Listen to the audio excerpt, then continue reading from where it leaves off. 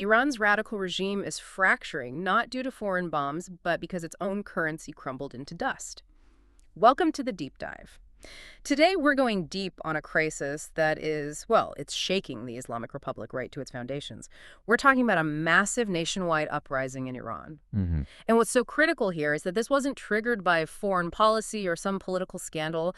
This was born from total economic catastrophe in late 2025 and early 2026. Right. And that's the story we're tracking today. This is really a story about what happens when the simple fight for economic survival becomes a revolutionary act. That's the critical link.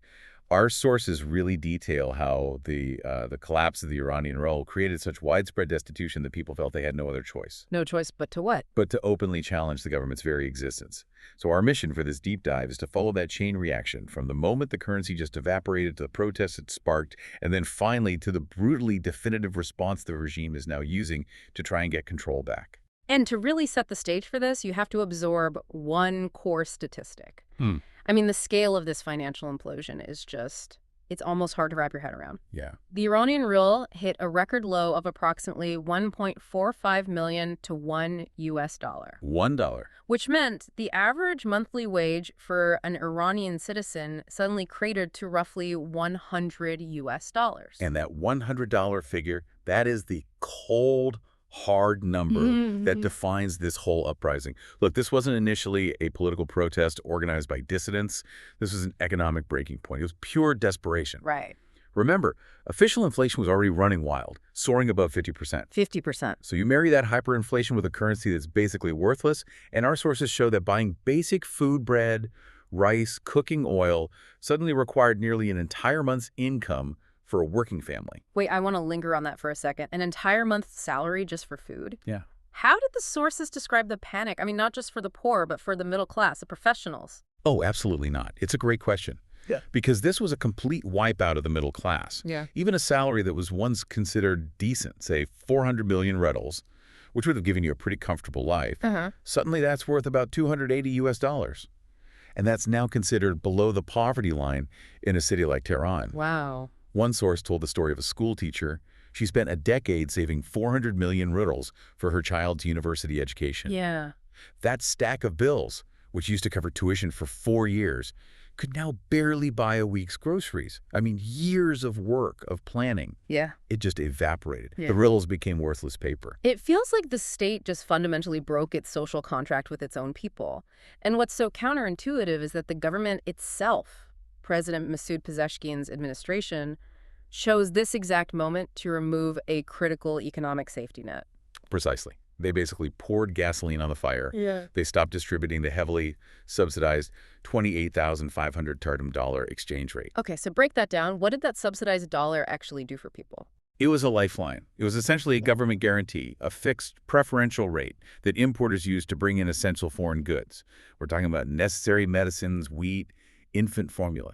It kept the cost of those basics artificially low. So why on earth remove it now? Was it just desperation to curb corruption? We know that was a huge problem. Or were they trying to protect their last few foreign currency reserves? The sources suggest it was, a bit of both. The corruption around that subsidized dollar was undeniable, but removing that safety net during a currency free fall, it just created instant desperation. For millions of people, it was like the floor was ripped out from under them. It felt like total abandonment. And that desperation, it wasn't just confined to the streets. The sources highlight this pivotal moment, the bizarre strike by Tehran's influential merchants. Yeah, that was huge.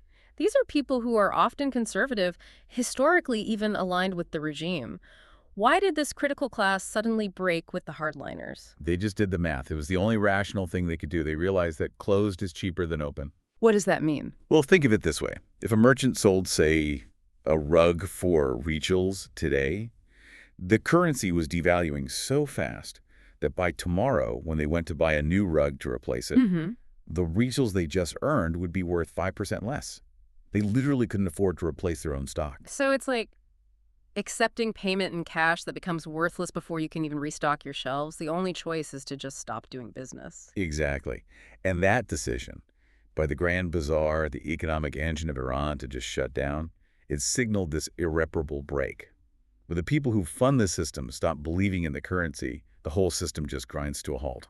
And when that economic machine seizes up, how quickly did these protests escalate into a genuine national uprising? It was immediate, Yeah. stunningly fast. The local strikes went national almost overnight. The government had no real response other than just containment, which only signaled more panic. Right? They ordered a one-day nationwide shutdown of businesses, universities, offices across a shocking 21 of Iran's 31 provinces. And 21 provinces. You don't do that unless you think you're facing total national paralysis. It was basically an admission of defeat. And the defiance went well beyond peaceful strikes. The sources show the uprising turned violent and fast, targeting symbols of the state. What did that look like on the ground? We saw protests moving from marches to direct confrontations. In a city called Fasa, for instance, demonstrators actually stormed the gates of a major government complex. They reportedly got inside the governor's office. It's a huge symbolic victory for them. A massive one.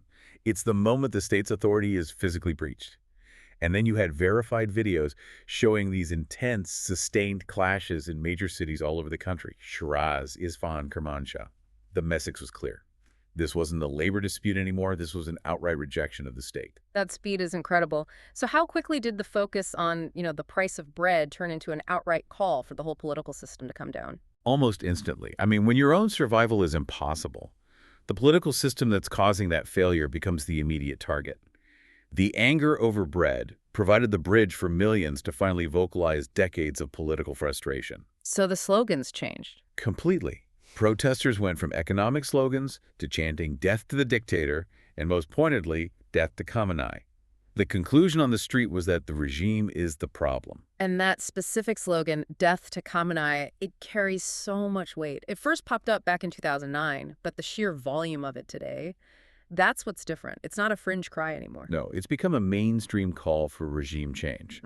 And the context here is crucial. Sources noted the whole debate around Meta's oversight board, which had ruled that social media platforms shouldn't censor the slogan. Wait, I remember that. That ruling basically recognized the phrase as a political call for the downfall of the government, not a literal threat of violence.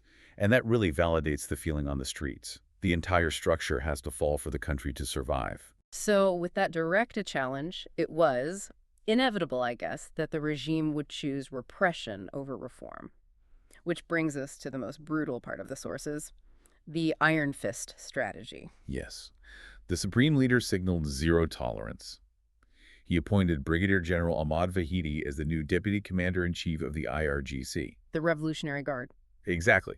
You don't put a general like him in that position during a crisis unless you intend to use maximum force. This is not a man you bring in to negotiate. And let's be very clear here. The supreme leader is deliberately putting a globally recognized war crimes suspect in charge of internal security. I mean, that's a message to the world, isn't it? It's an unambiguous one. Vahidi's resume is just chilling.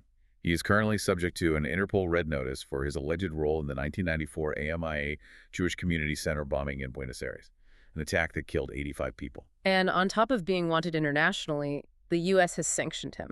Yes, specifically for overseeing law enforcement agencies that used lethal force against protesters back in the 2022 protests. And he's been defense minister, interior minister, head of the Quds Force. So when you put a hardliner wanted for mass murder in charge of crushing dissent, there's no mistaking the policy direction. Now we're already seeing the consequences. Opposition groups reported violence escalating immediately, IRGC forces reportedly opening fire on crowds in Fasa, and then, crucially, the sources confirmed the first security force casualty. Okay.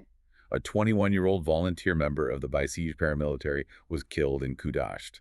And why is that one casualty so significant? Because state media immediately seized on it.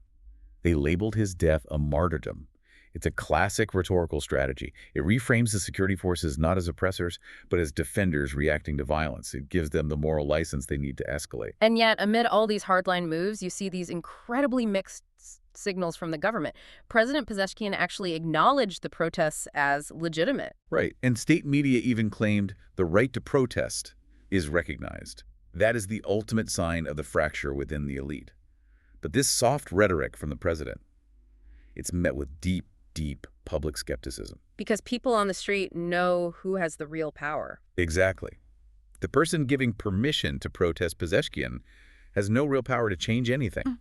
Meanwhile, the person appointed to crush the protest, Vahidi, has all the power, backed by the supreme leader.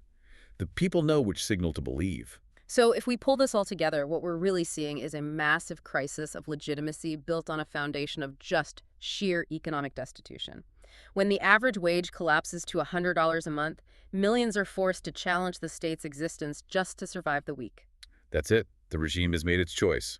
Repression over reform, they are willing to break the country to keep their grip on power. And what does this intense internal pressure mean for the rest of the world? Our sources point to a really troubling historical pattern. When the Iranian regime is under pressure at home, it tends to deflect attention outward. That's the critical risk for everyone else. This internal implosion means we should probably anticipate potential increases in proxy activity, heightened confrontations with Israel, maybe even advancements in his nuclear program. Projecting strength abroad is a distraction, and it's a deterrent. So that leaves you, the listener, with a final provocative thought to consider. Given that the regime's greatest vulnerability is now this internal economic collapse, does the world's largest state sponsor of terror become less dangerous when it's struggling for survival at home, or does it become far more dangerous as it seeks to project strength and chaos abroad to save itself? That difficult calculation will likely define global stability for the coming year.